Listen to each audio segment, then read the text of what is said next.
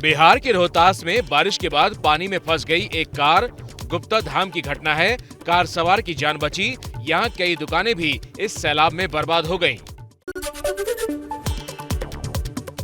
मध्य प्रदेश के डिंडोरी में नर्मदा नदी का पानी बढ़ा तो घाट पर डूब गए मंदिर।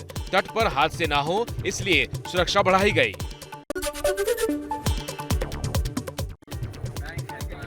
यूपी के इटावा में अंडरपास के पानी में डूब गया एक ट्रक। ड्राइवर ने ट्रक की छत पर चढ़कर अपनी जान बचाई।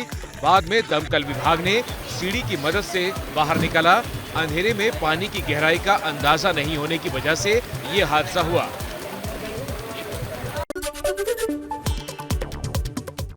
उत्तराखंड के रुद्रप्रयाग में रास्तों पर पहाड़ों से गिर रहे हैं पत्थर। कई जगह रूट प्रभावित हुए।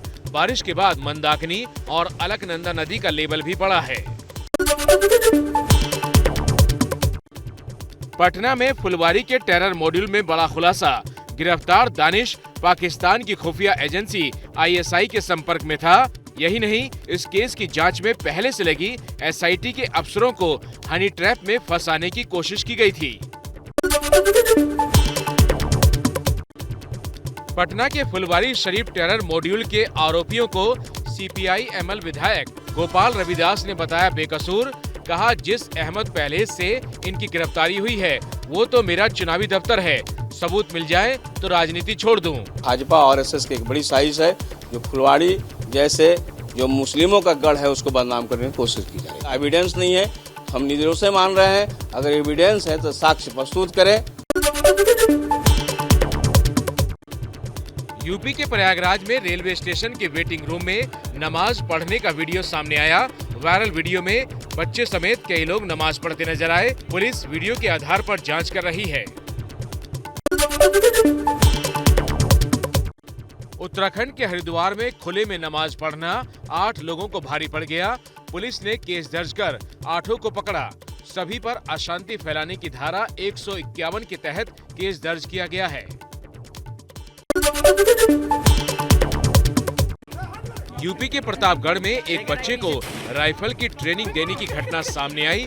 इब्राहिमपुर गोपालपुर गांव का ये मामला है। पुलिस ने केस दर्ज कर 2 लोगों को गिरफ्तार किया है। PFI का गजवा-ए-हिंद हनी ट्रैप वाला रात 8 बजे। दिल्ली के उपराज्यपाल विनय कुमार ने केजरीवाल सरकार की शराब नीति की CBI जांच से सिफारिश की। आरोप लगाया कि नई आबकारी नीति कुछ लोगों को फायदा पहुंचाने के लिए बनाई गई है। आम आदमी पार्टी बोली, डर गई है BJP। भारतीय जनता पार्टी की केंद्र सरकार और प्रधानमंत्री नरेंद्र मोदी आम आदमी पार्टी से और खास तौर पे अरविंद केजरीवाल से काफी घबराए हुए हैं। दिल्ली संभाली नहीं गई, पंजाब संभाला जा नहीं रहा, सिर्फ ठेके खोलना चाहते हैं। ठेकेदार की सरकार बन चुकी है, तो आम आदमी पार्टी का नाम बदल के ठेकेदार की सरकार कर रहे लोग। दरअसल दिल्ली के मुख्य सचिव ने की थी शराब नीति की जांच। दावा है जांच में पाया गया शराब नीति से मनीष सिसोदिया ने गलत तरीके से कारोबारियों को फायदा पहुंचाया। 144 करोड़ की छूट दी गई। सिसोदिया ने ही नई शराब नीति को फाइनल किया था। कुछ दिनों के अंदर CBI मनीष जी को गिरफ्तार करने वाली है। पूरा का पूरा केस बिल्कुल झूठा है, बिल्कुल झूठा है। उसमें रत्ती भर की भी सच्चाई नहीं है। पंजाबी सिंगर सिद्धू मूसेवाला हत्याकांड में बड़ा खुलासा। मूसेवाला की हत्या के बाद एक गैंगस्टर सतबीर ने कनाडा से तिहाड़ जेल में बंद लॉरेंस बिश्नोई को फोन किया था और मूसेवाला के मारे जाने के मिशन की पूरा होने की जानकारी दी थी।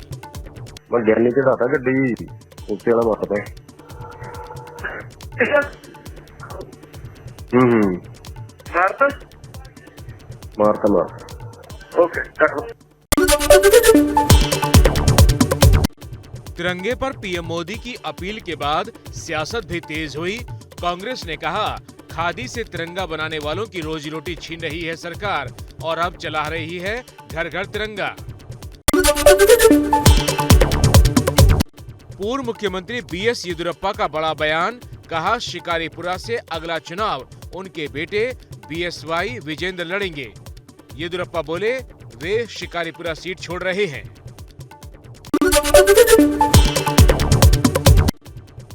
झारखंड में जेएमएम कांग्रेस की हेमंत सोरेन सरकार पर संकट। राष्ट्रपति द्रौपदी मुर्मू के लिए झारखंड में 12 से ज्यादा विधायकों ने क्रॉस वोटिंग की। सोनिया गांधी से पूछताछ के विरोध में भी कल झारखंड में प्रदर्शन के दौरान कांग्रेस के 10 विधायक शामिल नहीं हुए थे। कयास लग रहे हैं बगावत के। सी वोटर के सर्वे में सवाल, क्या द्रौपदी मुर्मू के राष्ट्रपति बनने से बीजेपी को विधानसभा चुनाव में फायदा होगा? तो 68% लोगों ने कहा हाँ।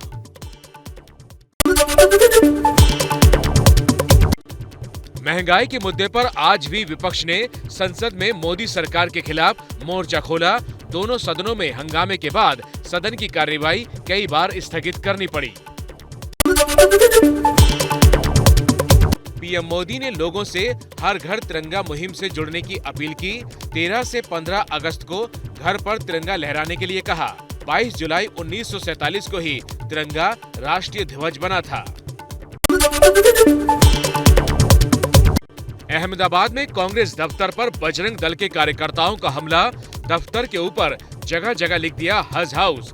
गुजरात कांग्रेस अध्यक्ष जगदीश ठाकुर के उस बयान का विरोध किया जिसमें उन्होंने कहा अल्पसंख्यकों का देश के साधनों पर पहला हक है। सी वोटर के सर्वे में जब पूछा गया देश के संसाधनों पर पहला हक क्या अल्पसंख्यकों का है, ये बयान गलत है या सही, तो 34% लोग बोले सही। गलत कहने वाले 66% रहे। यूपी के सरकारी कर्मचारियों को योगी सरकार का तोहफा। राज्य कर्मियों के महंगाई भत्ते में 3% की बढ़ोतरी की गई। एमएसपी यानी न्यूनतम समर्थन मूल्य पर मोदी सरकार की केंद्रीय कमेटी पर हो गया है विवाद। मुख्यमंत्री भगवंत मान ने कहा पंजाब के लोगों को शामिल न कर नजरअंदाज किया जा रहा है। भगवंत मान ने पीएम मोदी और गृह मंत्री के साथ कृषि मंत्री को भी चिट्ठी लिखी। मध्य प्रदेश के भिंड में एबीपी न्यूज की खबर का असर हुआ। प्रशासन ने रेत के अवैध खनन में लगे 76 ट्रक जब्त किए। सिंध नदी में पानी का तेज बहाव आने से सैकड़ों ट्रक फंस गए थे। ये सभी ट्रक रेत के अवैध खनन के लिए पहुंचे थे। इस खबर को एबीपी न्यूज ने प्रमुखता से दिखाया था। यूपी के कानपुर में बीजेपी पार्षद के भतीजे की गोली मारकर हत्या। पुलिस का दावा है पारिवारिक रंजिश में पड़ोसी युवक ने पहले गोली मारी, फिर ईंट से सिर कुचल दिया। बात करने के बहाने बाहर बुलाया था। 6 लोग इस मामले में हिरासत में लिए गए हैं। दिल्ली के लॉरेंस रोड इलाके में 2 फैक्ट्रियों में आज भीषण आग लग गई। आसमान में छाया धुएं का गुबार।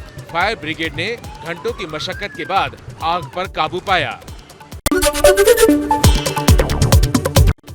भारत बांग्लादेश सीमा पर नदी के रास्ते सोने की तस्करी का खुलासा।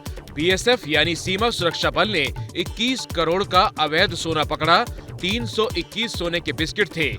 इच्छामती नदी के रास्ते होती है सोने की ये तस्करी।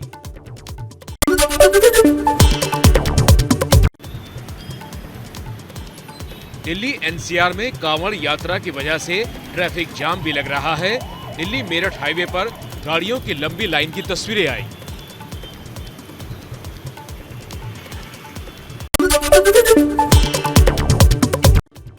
यूपी के प्रयागराज में नामी स्कूल बीएचएस के गेट पर अज्ञात बदमाशों ने देसी बम फेंके। सभी बच्चे सुरक्षित हैं। कुछ ही देर में होने वाली थी बच्चों की छुट्टी। पुलिस अब सीसीटीवी तस्वीरों से सुराग तलाशने की कोशिश कर रही है। सीबीएसई 12वीं के रिजल्ट में एक बार फिर लड़कियां लड़कों से ज्यादा पास हुई हैं। 92.71% छात्र पास हुए, जबकि लड़कियां 94.54% पास हुई हैं। सीबीएसई 10वीं की परीक्षा के भी नतीजे घोषित हुए। 94% छात्र इस बार पास हुए हैं। लड़कों से 1.25% ज्यादा लड़कियां पास हुई हैं। देश में कोरोना के मामले और उससे होने वाली मौत लगातार बढ़ रही है। पिछले 24 घंटे में रिकॉर्ड तोड़ 21,880 नए केस सामने आए, जबकि कोरोना से 60 लोगों की एक दिन में जान गई है।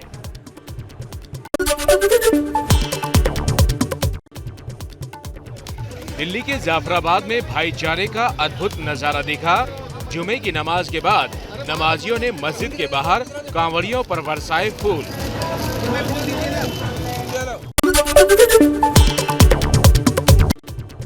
श्रीलंका में नए राष्ट्रपति और प्रधानमंत्री बनते ही सरकारी इमारतों से आम लोगों को हटाया गया। अब सेना ने हर जगह तैनाती की है। रात को लोगों के तंबू हटाए गए। ये राष्ट्रपति का सचिवालय है, जो कि पुराना संसद भवन था और फिलहाल मौजूदा राष्ट्रपति का सचिवालय है। यहाँ पर प्रदर्शनकारियों का कब्जा था, लेकिन अब यहाँ पर सुरक्षा कर्मी नजर आ रहे हैं, सेना के जवान नजर आ रहे हैं। उन्होंने प्रदर्शनकारियों के कब्जे से इसको छुड़ा लिया है।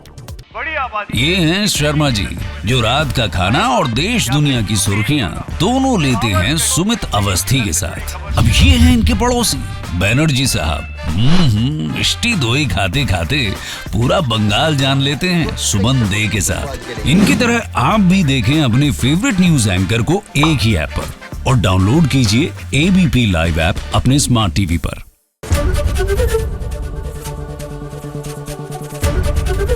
ABP न्यूज आपको रखे आगे।